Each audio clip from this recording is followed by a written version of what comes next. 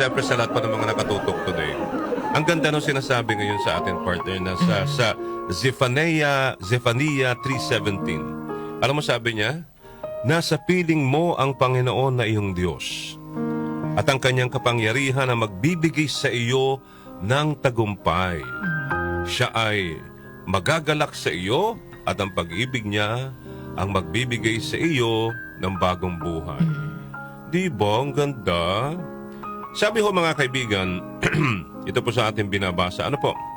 Some roads daw ho, you must walk alone. No friend, wala kang pamilya, wala kang partner. Only you and God. Amen? Amen.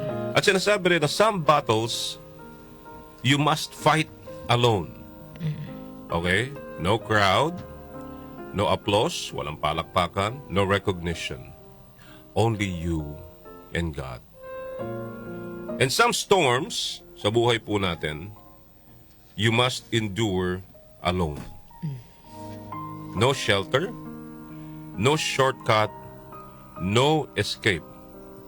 Only you and God. Bakit? Papapabuntong hininga ka, partner. Bakit ganun? No. Bakit to ganun? Ayan. Sometimes, sabi ho, God puts us in a place alone because He needs us to realize that we don't need anyone but Him alone. But in every step, every struggle, in every storm, ito ang tatandaan natin. God is closer than you think. So, ano pong gusto natin i-share dito? It's the faith. Faith, mga kaibigan, faith. Faith, anong ibig sabihin ng faith? Faith means trusting God even when you don't understand His plan. Amen? Amen.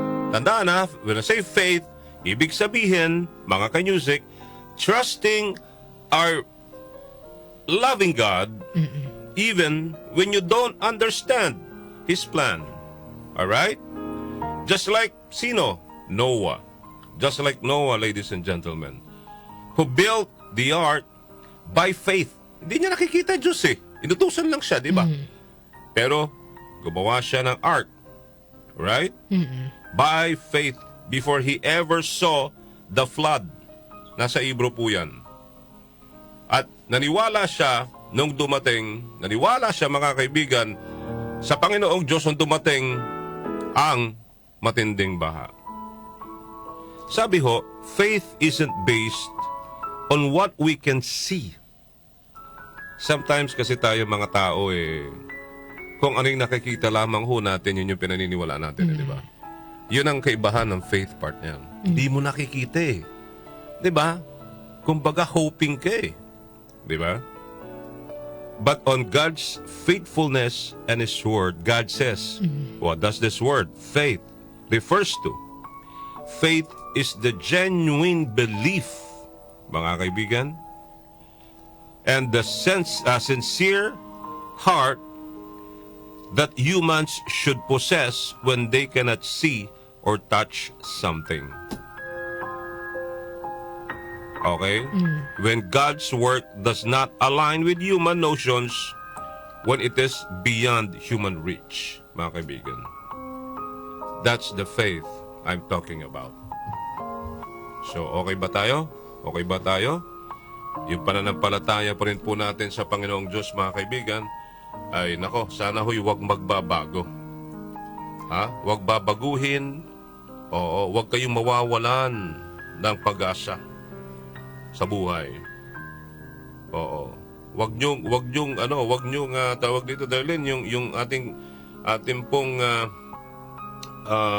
pong pananampalataya, nako, huwag ho nating pabayaan na mawala.